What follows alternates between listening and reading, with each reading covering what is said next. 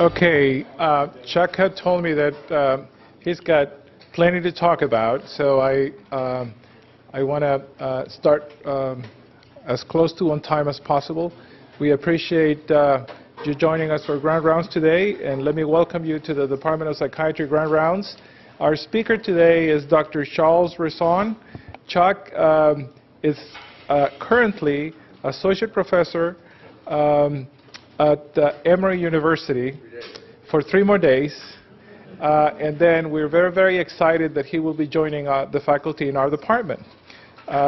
Chuck recruitment was made possible through a nice, extensive collaboration with the Norton School of Family and Consumer Sciences, and the efforts of a group that was started here in the Department of Psychiatry with Chuck's collaboration with Dr. Karen Wise, Richard Lane, and other folks that are involved in the Mind, Brain, Body Research Collaborative efforts. Chuck has done a lot of work related to the neuropsychoimmunology, the effects of stress in mental health and adaptation, and the use of different forms of intervention that range from complementary and alternative medicine to very fancy psychopharmacology and innovative immunoregulatory and immunomodulation type of interventions. So as he mentioned, he will have plenty to tell us, so I don't want to take a lot more of his time, but please help me welcome Dr. Raison twice today to the department and to Grand Rounds. All right.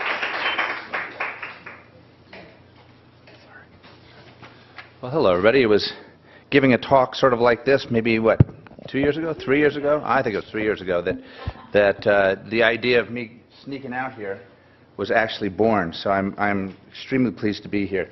So, you know, let me say a couple of things real quick before I jump into things, which first is that, you know, I spend my life studying the immune system and stress system and social processes, and basically sort of asking, you know, how do mood disorders especially develop? And, you know, any work I think should be judged by at least two criteria. One is, does it yield practical benefits? And I was going to give the practical benefits talk today, and I apologize to Francisca, who's indulged me in not doing that. We've just done this big study, as he mentioned, of giving a very unusual study looking at whether if you block inflammation, it treats depression. And the answer is very interesting and complicated and just not quite ready for prime time. I bet if I was doing this talk in 2 weeks, I could have delivered that, and I'll give that talk at the psychopharmacology at your CME event in the spring. The other thing, though, that I think that is important about ideas is whether or not they help clarify things theoretically. Do they take things that we know but that are sort of in pieces on the floor, and can they suggest novel ways of looking at things? Now, sometimes it doesn't even have to be the correct way of looking at things. I think there's a benefit in just ideas that shake us up a little bit, and that's what I want to do today. I want to talk about one of the implications of the role of the immune system and the inflammation in particular in depression, which is it actually, I think, gives us a new way of thinking about why depression exists, why it has the symptoms it does. You'll see. So that's what I'm going to talk about today. I want to give a talk about how inflammatory processes and host defense play into the evolution of genes that give rise to traits that we recognize as depression. Now, my other caveat is that this is an 8-hour lecture. I've done the 8-hour lecture twice, and I barely have enough time to do the 8-hour lecture. So you guys are going to be here actually then until midnight. It's a long. No, I've cut it down, and what I've done is I've done it in chunks, and so I'll just quit whenever I run out of time. I'll get through most of it. I'm not going to give you anywhere near the 8-hour version, but I just want to let you know that it's a challenge that way. This is a large idea. I think we've almost got it accepted at molecular psychiatry. So even though some of the things I'm going to talk about are a little bit odd, I think they're going to at least get a hearing in the mainstream fairly quickly. So let's start with this great quote by Charles Darwin, that the sight of a feather in a peacock's tail, whenever I gaze at it, makes me sick. Darwin really developed an anathema for peacocks, of which there were many in his garden, because he realized that they were a terrible challenge to natural selection. He'd seen plenty of foxes and dogs chow up these big, vain, idiotic male peacocks with these ridiculous tails. And as he worked on the idea of natural selection, he kept asking himself, how could something like the peacock's tail exist? It's such an obvious survival liability. Why hasn't natural selection culled it? Now, he did come up for an answer with that gave rise to what's called sexual selection theory, but I want to suggest to you that we have an almost identical question or problem in front of us when we think about depression, which we know to be at least partly a genetic condition. And this is the problem, which is that like the peacock's tail, which to poor Darwin seemed at the time too obvious a liability to have been allowed by natural selection, major depression, and not just major depression, mood disorders in general, strike early in life, earlier probably all the time, most often during prime reproductive years when you're going to take the worst hit to not only survival but also to your ability to reproduce. And these disorders are so detrimental to survival and reproduction, and I'm not going to show you evidence on that. I'm just going to ask you to take my word for it. The data on that are very strong and very disturbing. But the MDD is so detrimental to survival and reproduction, it's hard to understand why allelic variants, so why the forms of the genes that promote the disorder have not been culled from the human genome. Why, in fact, far from being culled, the genes that appear to promote depression are both so common and so numerous.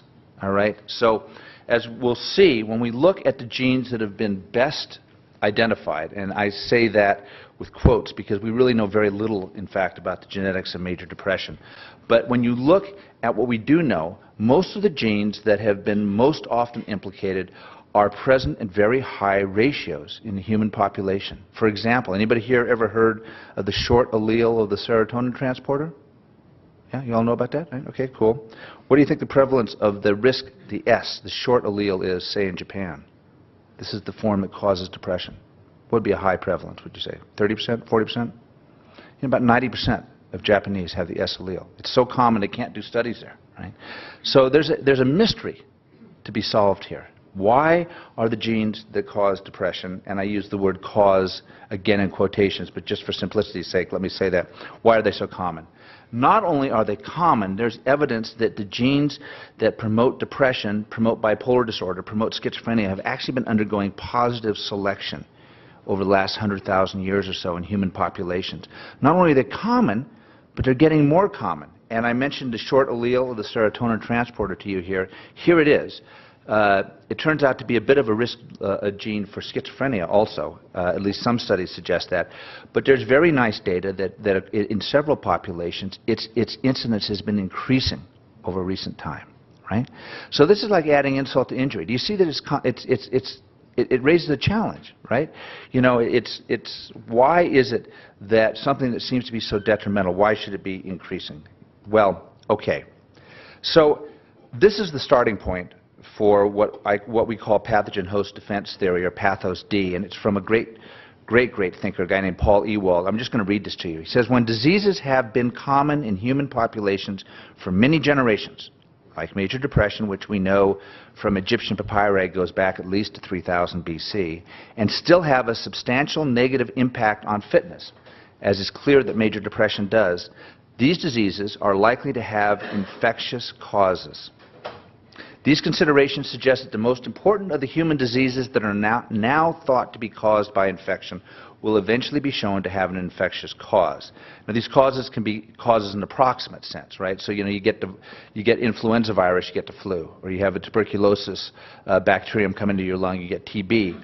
Or they can be causes in an evolutionary sense, and this is what we're going to talk about today. So, for instance, that the Plasmodium falciparum, the agent that causes malaria, is the evolutionary cause of sickle cell anemia, right? Because, of course, the sickle cell trait protects you from malaria, right?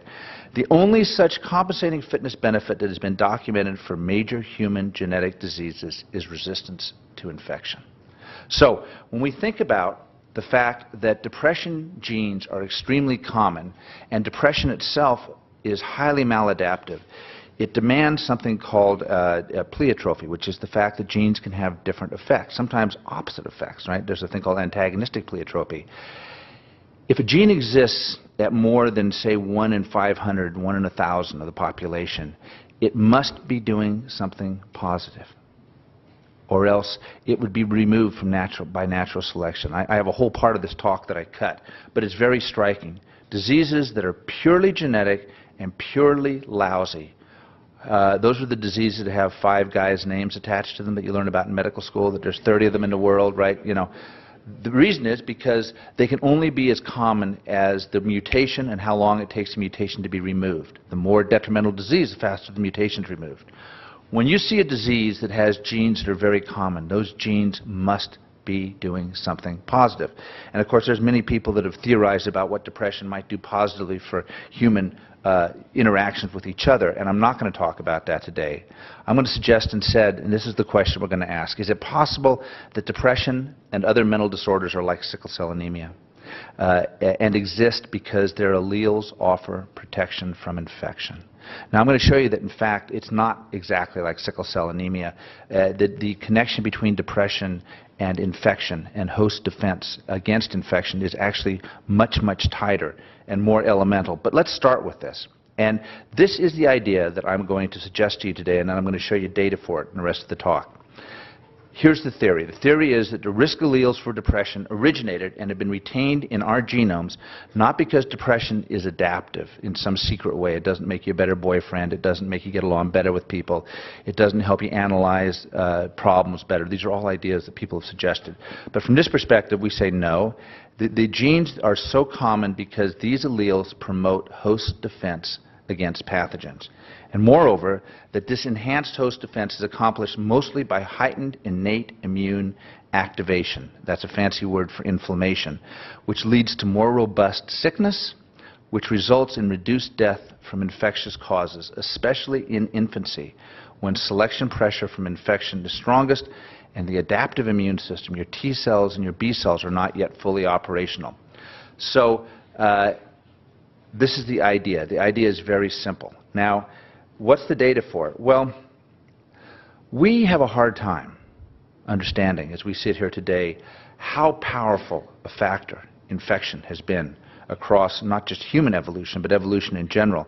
Here is a poor ant that's had a fungal infection. The fungus has sprouted out the top of its head and has taken over its brain and is making the ant do all sorts of weird things that we'll talk about if we get to the end of the talk. But the point is that prior to the 20th century, nearly everyone who ever lived died from infection. And in most societies, in most times or places, 50% of individuals died in the first year of life. So you think about the Hopi, right, up north in the Colorado Plateau.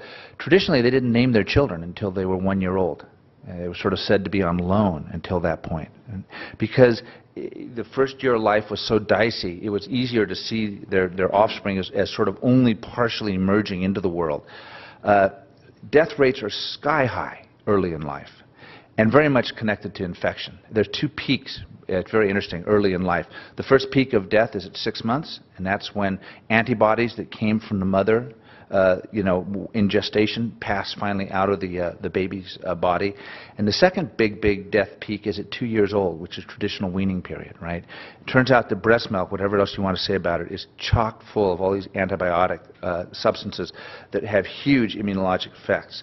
So because death from infection has been the leading reason for failure to survive and reproduce in humans, it's exerted an unbelievable, tremendous selective pressure on us.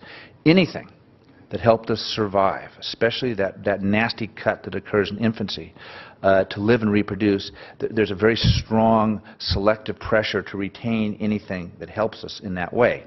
So, my suggestion is that the genes that cause depression or that contribute to depression are so common because it turns out that they help us survive infection. And that they do it, actually, by causing depressive-like symptoms. That's what I'm going to show you. Now, today, I've only put up 4 of the various propositions that should be true if this idea is true, and I want to show you some of them. So let's start with number 1, that inflammatory activation should increase depression, and depression should be associated with increased inflammation. So if I'm saying that the genes that cause depression have been retained because they help you survive infection, and they do that mostly by increasing inflammation, then by golly, inflammation should make you depressed. And people with depression should have inflammation increases.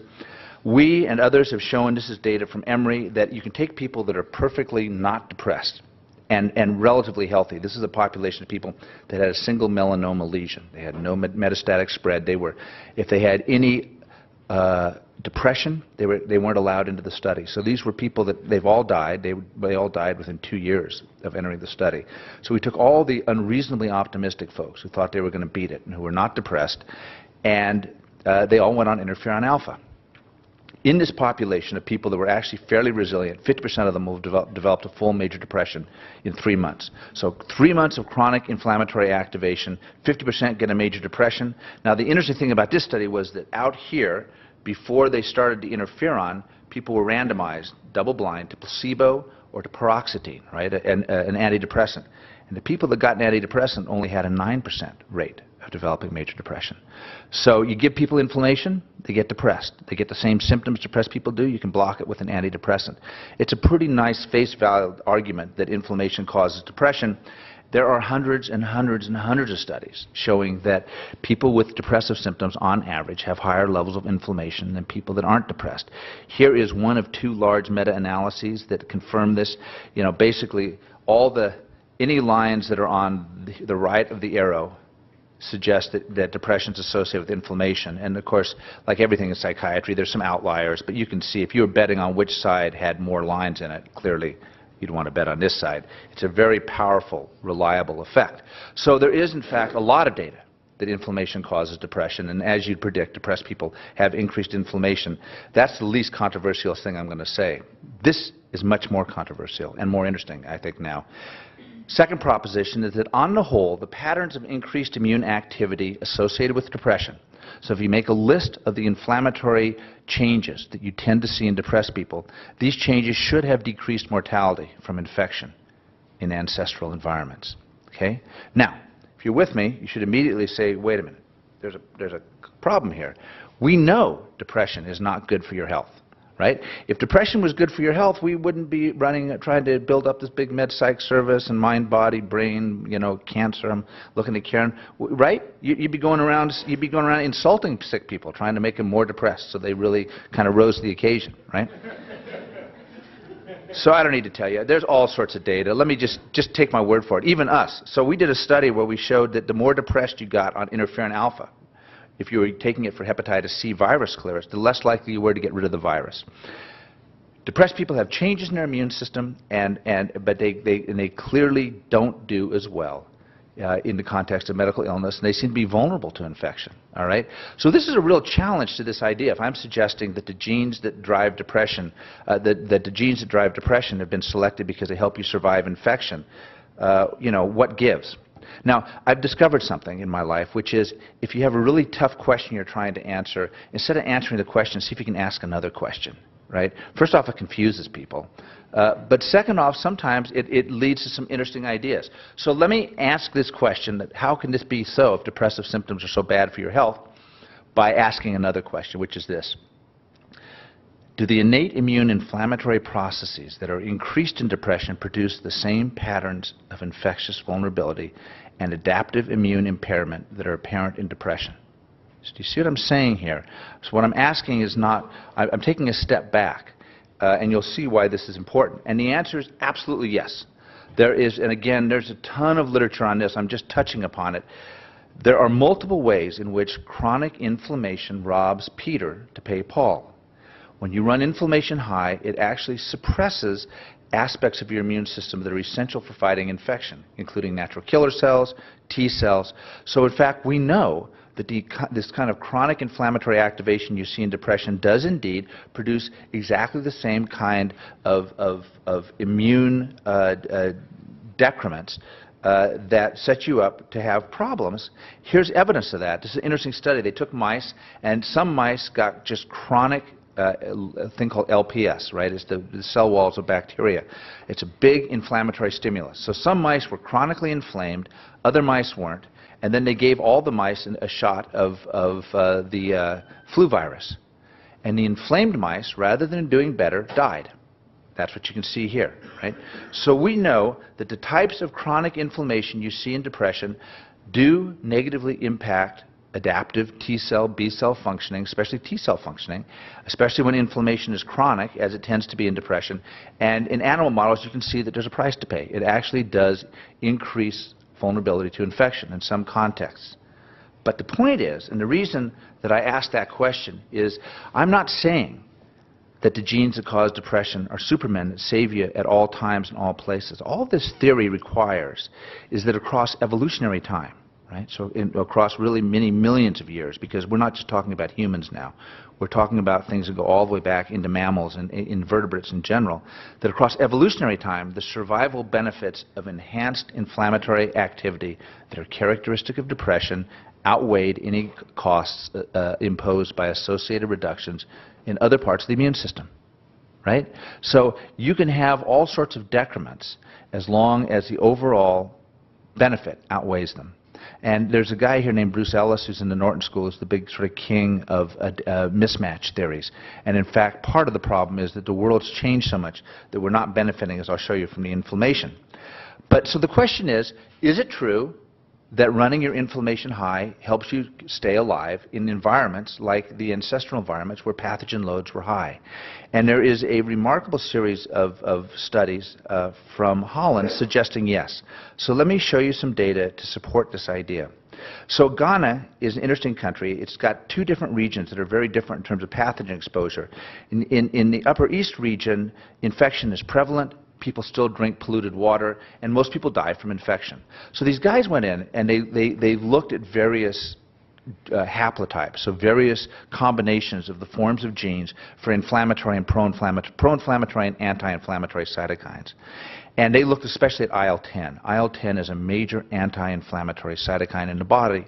And they found, when they looked at different haplotypes in this population, they found that certain combinations of the gene, certain haplotypes, one in particular, was associated with more inflammation.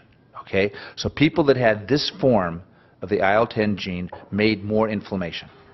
And what they found was that the inflammatory form of that gene was more common in young people, in older people than younger people.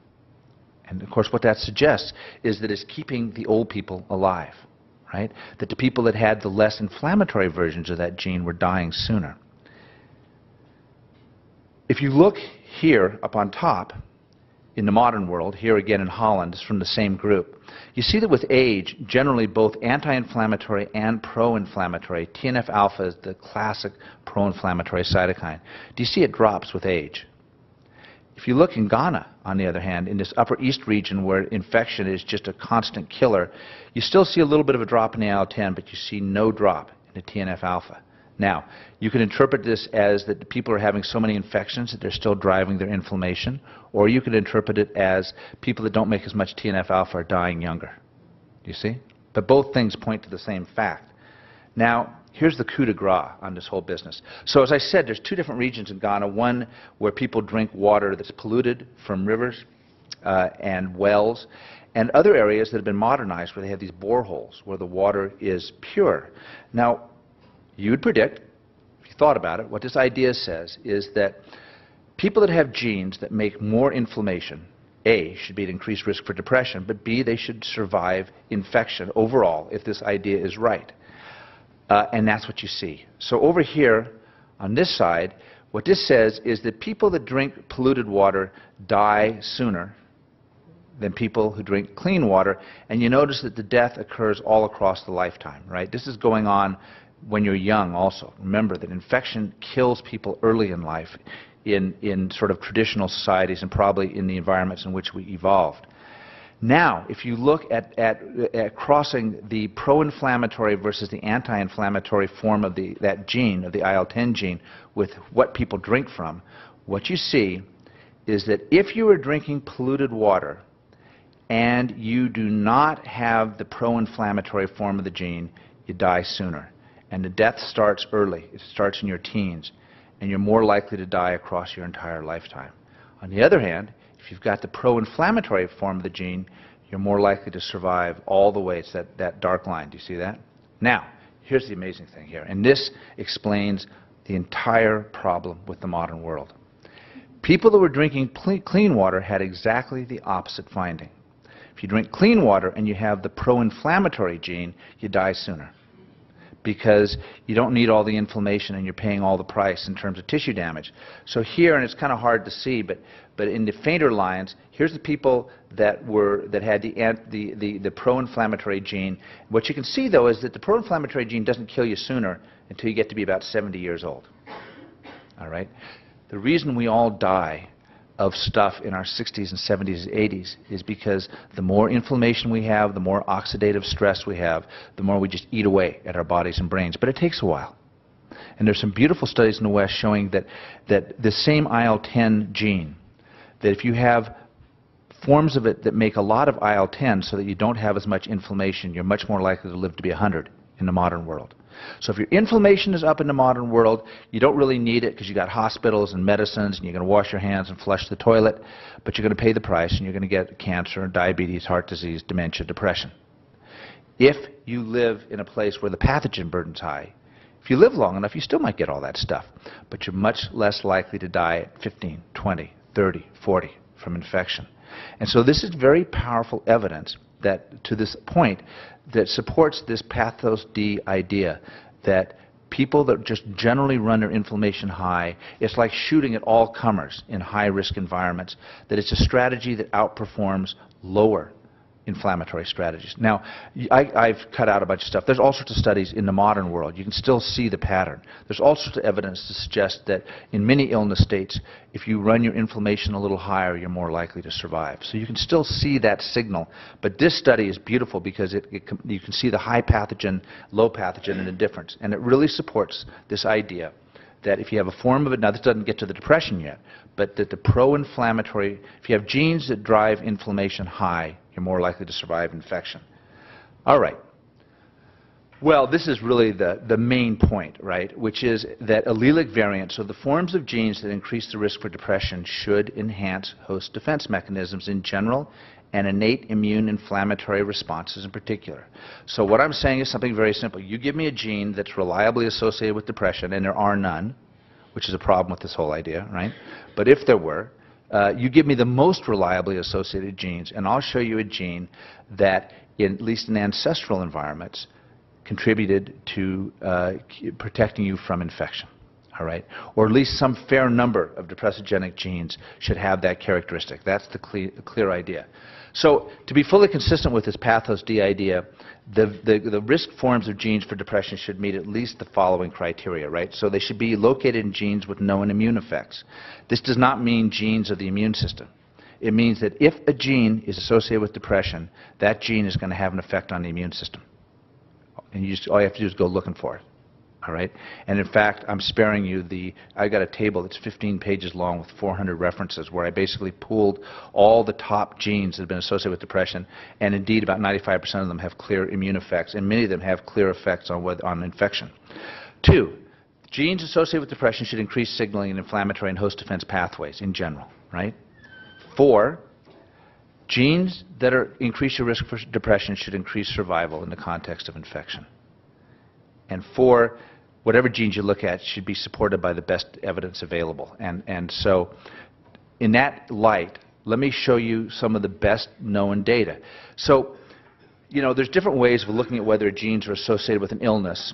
The most rigorous way is a thing called genome-wide association studies, right, where they look at hundreds and hundreds of thousands now of different variations across the whole genome and just say, are there any differences between this group of depressed people and this group of not depressed people?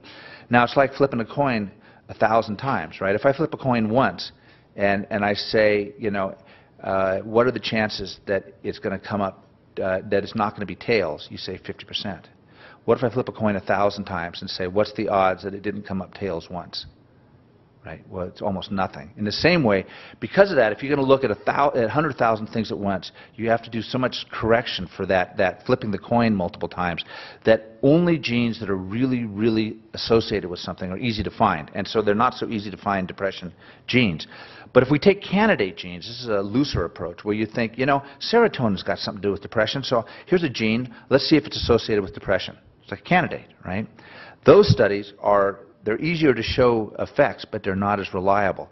So if you take candidate gene studies and you say, do any of these survive in this large GWAS type fashion? So this is the toughest way that you can test a gene that you think is associated with depression. In fact, there's only one gene and really 2 other SNPs that make the cut. What this tells you is that we know almost nothing about the genes associated with depression. I gave this talk to cardiology, and there's a world-famous genetic researcher came up. She said, man, Chuck, that's really interesting. The only problem is we don't know anything about the genes that set you up for depression. And this woman, that's her whole life's work. So this really, first off, it points to that we know almost everything about environmental factors that cause depression. And it never ceases to amaze me that our jaws should drop at the gap between how much we understand about the environment and how little we understand about genes, and how much we go on and on about genes. But that aside, these are the 3 most likely SNPs from candidate gene studies to be associated with depression. And what's interesting is that all 3 of these have clear effects and roles in the immune system. Now, I have about 8 slides that go over the effects of all these. I'm going to skip that. And let me give you another, because I want to show you 2 other slides, just as an example. Here is another way of looking at whether candidate genes are associated with depression. It's not as good as looking at a GWAS. This is a meta-analysis, right? So they took all the studies that have ever been done that are worth looking at and saying, do any of these candidate genes survive in a meta-analysis? And some do, and I want to just point out 2 to you. First, this GNB3, and here's the short form of the serotonin transporter, okay? What do we know about these genes and the immune system? So let's start with that GNB3, and I'm only going to show you these 2 genes.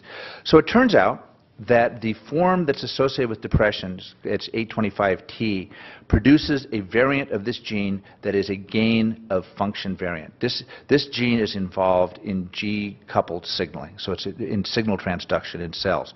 The version of the gene that is associated with depression increases the activity of this gene, right? Now, if this gene is increased in depression, and if depression is an inflammatory condition, this gene should have pro-inflammatory functions when increased, and indeed it turns out that that form of the gene that's associated with depression increases immune activity, increases inflammatory activity, just as you predict. Now, this is really interesting. And again, I could give you something similar for probably 60 to 80 genes. I'm just picking a couple, right? All sorts of evidence for this one know that it has these very powerful immune effects. People that have the depression variant also have evidence of hyperinflammation, right? So there's other stigmata that people with this, that carry this form of the gene, for instance, they have cardiovascular disease, hypertension.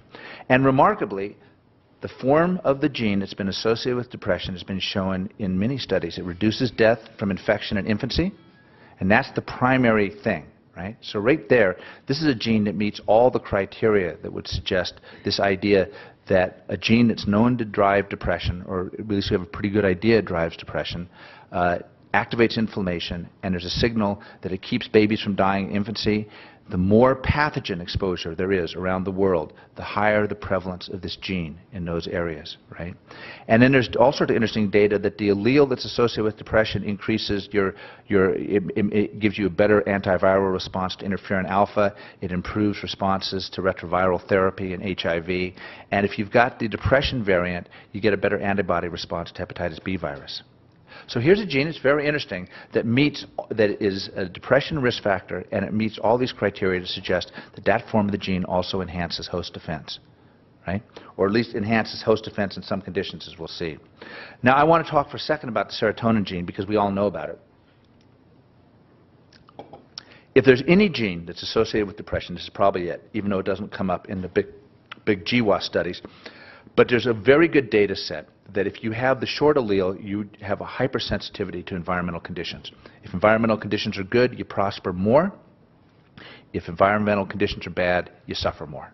Right? This is the idea of the orchid child. This is the classic orchid child gene. The neuroimaging on your left shows that you can take non-depressed 8-year-olds and little 8-year-old kids that have the short form. If you show them sad faces, their brain activates more, and it activates in the areas that are increased in activity and depression. And then the graph on the right just shows that this is a meta-analysis of all studies that have looked at it. There's a pretty powerful association between the short allele and getting depressed if you're under psychosocial stress. Okay? This gene, if it induces depression, it should have immune functions, and it should be a pro-inflammatory gene, is it? Well, there's two studies that say that it is. This is one of them. This is an interesting study from Stanford, from Fergus DeBar. He took women that were not depressed, they were medically healthy, put them through a stress test in the laboratory that we use all the time called the TSST, and showed that if you looked at the ratio of IL-6, which is pro-inflammatory, to IL-10, which is anti-inflammatory, women that are not depressed, that are otherwise normal, if they have the short allele, they run their inflammation high. They run their inflammation high at baseline, and they run their inflammation high in response to stress. The woman who came up to me after the Emory lecture and said, great idea, but we don't know anything about the genes that cause depression, showed the same thing, that if you have the short allele, you run your IL-6 high. Okay, more amazingly, the short allele, this nasty allele that we think maybe we should genetically engineer, turns out to protect you from sudden infant death syndrome. There are several studies showing that the depressogenic variant decreases the chance of infants dying of SIDS. Now, SIDS is not always an infectious condition, but many, many times it is. And even when you can't find the organism, almost always there's this strikingly increased inflammatory signaling going on in SIDS, suggesting that there's some kind of occult infection that we're missing. So here's an example of a gene that, not good, causes depression, we think, but it's also pro-inflammatory. It also seems to have effects on survival in infectious relevant disease states. And in my all-time favorite, remember I said that the short allele of this serotonin transporter gene, 90% or so of the people in Japan have it. Well, it turns out that people have gone through, independently of any of this, there's a whole registry on how much pathogen exposure societies have had over the last 1,000 years or so. They call historical pathogen exposure. If you cross historical pathogen exposure by the prevalence of the short allele, what you find is that the more bugs people have had to cope with, the higher the presence of the short allele. Now, I can't go into this today, but we think, everybody here thinks the short allele produces depression. On a national level, the nations that have the highest prevalence of the short allele have the lowest rates of depression. And that's got to do with the immune system and host defense also. It fits into this story, but I just can't go there. But here is evidence then of this risk gene that you can even see it on an international level. Okay, and then finally, depressive symptoms should overlap with the symptoms of sickness, right? So this is really an important point. I am not, in fact, saying depression is like sickle cell disease. What I'm saying, in fact, is that the genes that produce depression, genes that produce inflammation produce depression. Inflammation produces depression. Depression is really, let me just skip ahead for a second, is really just, in some ways, another word for sickness in response to stress. If you look at the symptoms of sickness and depression, they overlap so strikingly that what I'm suggesting is these genes produce a behavioral and physiologic state, and that state is absolutely essential to the way that those genes fight infection. Sickle cell disease is a little different, right? It's just kind of accidental that the blood cells get kind of funky, and so the malaria can't handle it. This is really a more striking thought, right? What we're really saying here is that the genes that cause depression enhance pathogen defense. That's why they've been selected and maintained. One of the ways that they enhance pathogen defense is by producing depression, because the symptoms that we call depression have anti-pathogen abilities, all right? And there's a good 3 hours to go over all the symptoms of depression and show how they might help keep us alive in the context of depression, of infection. When we think of sickness, in the old days, people used to think about it a lot the way we think about depression now. It was seen to be a bad thing. Does anybody here like throwing up, having diarrhea, having shakes, feeling achy? No, of course not. But we know now that those symptoms evolve because they have anti-pathogen properties. The symptoms of sickness exist to help the host defeat the invader.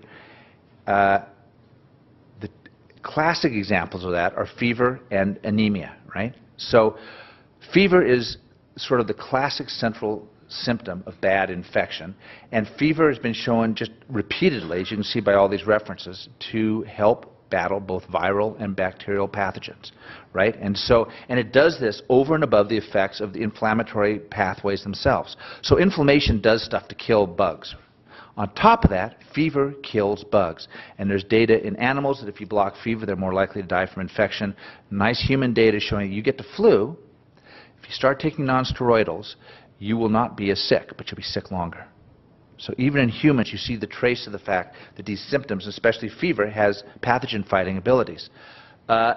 So not only does fever cause microorganisms to sort of denature and fall apart, but it also ramps up the ability of the immune system to function. The immune system actually works better when it's a little bit heated up. Now, it's also interesting that the effects of fever are even more powerful in conditions of low iron availability.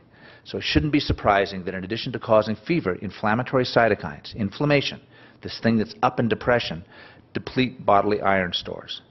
If you're inflamed, you're not going to absorb iron, and you're going to get rid of the iron you have, and you're going to sequester it. And Ashley's nodding. She's interested in this stuff. The reason it does is because bugs need the iron as much as you do, right? Especially bacteria. It's a way of trying to starve out the bugs, right? So very distressing data from around the third world suggesting that it's probably good to give little kids iron, but if they're in an environment with a lot of pathogens, the price they're going to pay is more infection. So here's a study from Kenya showing that this is the percentage of kids that get infected. If they have fully repleted iron, it is almost 3 times more than if they're mildly iron depleted. All right? And it's been shown in a number of studies around the world. You can give the kids the iron, but you're also feeding the bugs. Right? So very clear evidence that reduced iron and fever have these anti-pathogen effects. Well, I didn't go into about stress and wounding, but because we know stress is a major risk factor for depression, there's a lot of evidence that our stress responses try to help us cope with wounding to avoid the infection that comes with that. Stress should do the same thing. And there's plenty of data that psychological stress causes fever in human beings. This is data from Japan looking at psychogenic fever. It causes it more often than women than men. Of course, women are also more likely to get depressed. And it causes it in the young ages, prime reproductive years, when depression is also at its prime. This is an amazing study. This is back before they had high sensitivity CRPs. It's done in 1991. They took a bunch of military recruits before and after Hell Week, which is this 5-day thing where they don't sleep, they don't eat, they're tortured, you know, they run them through psychological hell. After Hell Week, even days after Hell Week, huge increase in C-reactive protein, but for today's point, a lot of things down, but iron is down almost 50%. So stress reduces iron. We know from animal studies that stress reduces iron. Major depression is a febrile illness. It's been shown in repeated studies. My favorite by Marty Zuba. He actually took depressed people up here and got them to wear a rectal probe for several days, which is remarkable. I started my research career with rectal probes, and I had to abandon it. I still do LPs because people are okay with that, but the rectal probes, I couldn't get anybody to wear them. We tell them we wore them, it's not a problem, just didn't work. But anyway, and I knew guys in the study that were in the control group.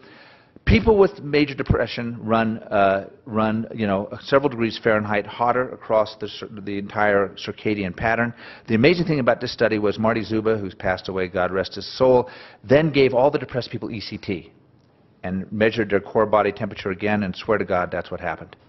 Once the depression remitted, the body temperature was indistinguishable from the normals. This is only one of a number of studies. There are also several studies, although not as many data sets, showing that depression is also a state of reduced iron availability. Now, here's the thing, because fever and reduced iron are central to the adaptive purposes of sickness, their presence in depression is really mandated from a pathos D perspective, right? If depression did not share those sickness symptoms, you could pretty much forget this idea. On the other hand, and their absence argues against validity of this approach. On the other hand, it's not so clear. If depression really has to do with your psychosocial interactions, not so clear why you'd see reduced iron and febrile body temperatures in depression, right? It just doesn't make any sense at all. So this is very I think this points powerfully to the fact that the primary reasons of depression may have more to do with our relationships with pathogens. I'm going to skip this part. Let me just make this final part, and then I'll quit. Too bad. It's really interesting. This is all about little turkey poults. Turns out that if you're a really turkey baby that's on the move, and it can kill you from infections, but that's a story for another day. Let me end with this. This is really what I'm trying to say. Major depression is a relationship disorder. We all know that. I don't need to tell you that. We know there's genetic vulnerabilities. We know some people do things that ruin their relationships. It's got a profound interdependent nature to it, right? All I'm saying is that if you want to look at its adaptive purposes, we need to expand the realm of interdependency, that it does not have to be just adaptive vis-a-vis other people, that in fact the data are better, that its adaptive purposes is in our interrelationship with the microbial world and the parasitic world. Now, as with humans, in which everything is a give and take and a dialogue, so with immunity. One of the great fallacies of the psychoneuroimmunology field is it looks at inflammation as if it's something we just produce. We're eating the wrong things, we're not getting enough sleep. But that's not really the essence. It's really about a dialogue with pathogens. And I want to give you an example, and I'll close with this. So here is a gene. This, believe it or not, is probably the best documented gene that's associated with depression. How many people here know about this gene? Ever seen it? Isn't that amazing? Yeah, I hadn't either. CACNA1C codes for a type of L-gated calcium channel, the alpha-1 subunit.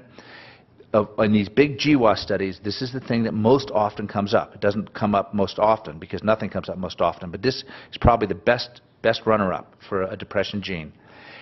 The people that have the A allele of this RS10, this one, the people that have the A allele, the risk allele, at this point in this gene, also, if you just look at normal folks, their brains are changed in ways that you see in depression.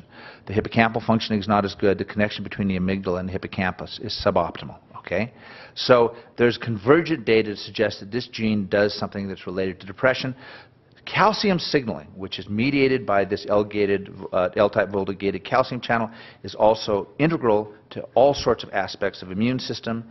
This channel that this gene codes for contributes to the function of a whole bunch of different immune cells. So here we go again. Here's a gene that we know it involved in brain function. It also turns out to be very involved in the functioning of the immune system. And if you look at this channel, if you block it with calcium channels, inflammation goes down. So this suggests that maybe this particular calcium channel is pro-inflammatory. If that's true, then you would predict that the risk allele for depression should be a gain of function variant. If this is a pro-inflammatory channel and major depression is a pro-inflammatory condition, the gene, the form of the gene that sets you up for depression should make more of this channel. There's some evidence for that, actually. And there's also evidence that this channel, that people that have this depression risk allele, we know they make less of a very important messenger that is involved in suppressing inflammation. So there's some pretty good data to suggest that the form of the gene that's been associated with depression has pro-inflammatory properties. And we know that this channel, which is hyperactivated probably in depressed people, is very necessary for T-cell defense against a bad infection called Leishmania major. Okay? So that makes a nice story. Give people calcium channel blockers, their inflammation goes down. There's some evidence that people that have the risk factor have more activity through these calcium channels. That activity probably helps you with at least one bad bug, but there's a fly in the ointment. There's a disease. It's not the same gene. It's not the same place in the gene, but there's another disease which is clearly caused by an increase in the activity of this calcium channel. It's called Timothy syndrome. These poor little kids have a bunch of problems, but one of the problems that's relevant for now is that these little guys have huge increased risk of infection. So here's a disease state, increase in this channel, increased infection, not decreased. And it turns out that this channel actually fouls up your ability to fight tuberculosis. And so there's this conflicting evidence to suggest that if you activate this channel too much, it might actually put you at increased risk for these very serious infections that have been with us, since time immemorial. And this is what this gets at. Both are probably true. When we think about immunity, just as we think about our interactions with other people being like a conversation, the immune system's like a conversation too. It has to do with how we interact with bugs. And bugs are not passive. They've figured out ways to manipulate our host defense. So there could be genes that code for inflammation that in general keep you alive in the face of certain infections, but other sneaky little infections will figure out ways to subvert those very defenses and use them for their own advantages. Here's some classic examples, right, of pathogen manipulation. Here's that ant. Remember I said the ant that had the little thing coming out of its head? That fungus takes over the ant's brain and marches the ant up to the tip of the grass, where it grabs on and waits. And the reason it does that is because the sheep come along and eat the grass. And the bug needs the guts of a sheep to reproduce, even though it's the death of the ant. Rabies, of course, we know that is a classic example. It makes mammals aggressive and drool so the virus can spread. But here's my favorite example. They actually, great study.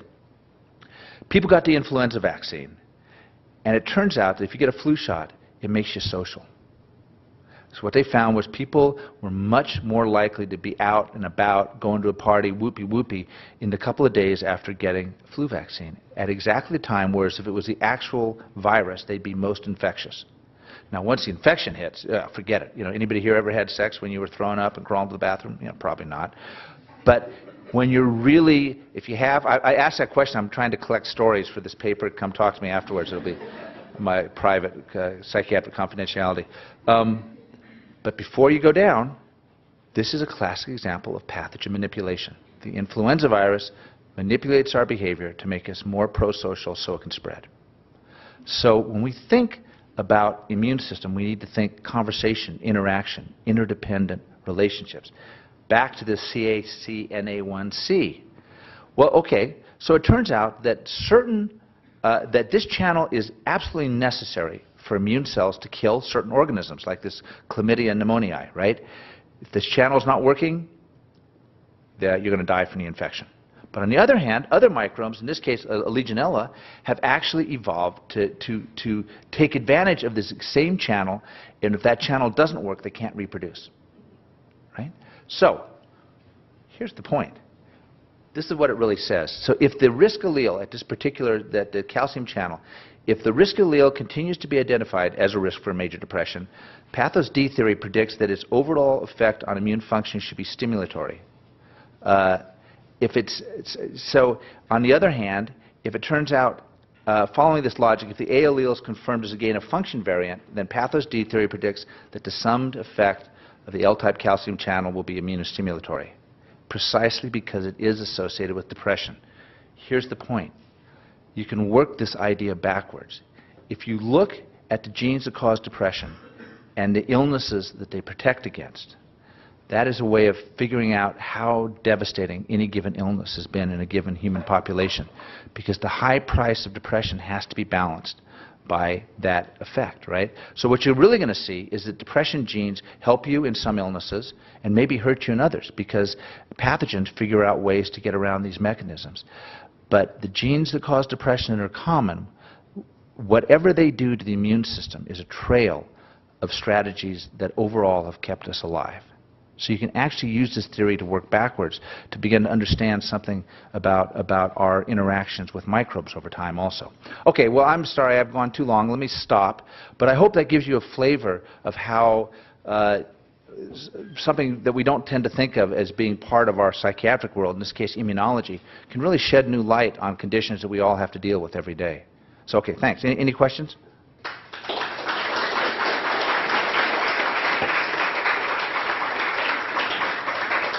I know people